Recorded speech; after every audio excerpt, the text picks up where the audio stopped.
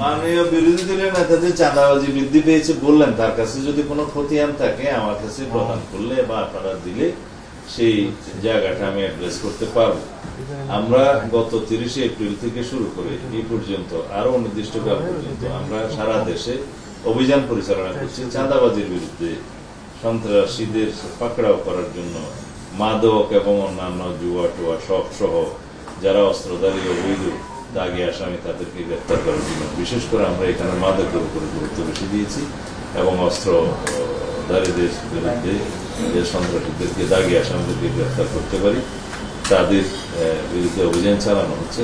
প্রতিনিয়ত সেই তালিকাটা আপনাদের সামনে প্রকাশ করে, বিশেষ করে ডিএমপি দেয়, সারা দেশে একটা পুলিশ হেডকোয়ার্টার দেয়, জেলা থেকে সাহেবরা দেয়। আমাদের কাছে এটা বাধ্যতামূলক আমরা করেছি যে কোন দিনে কি অভিযানে কি অগ্রগতি হয়েছে একদম ক্যাটাগরি ওয়াইজ আমাদেরকে রিপোর্ট প্রদান করে। সেই তালিকাটা আপনাদের মাধ্যমে আমার মনে হয় বিরোধী দলের নেতার কাছে যেতে পারে।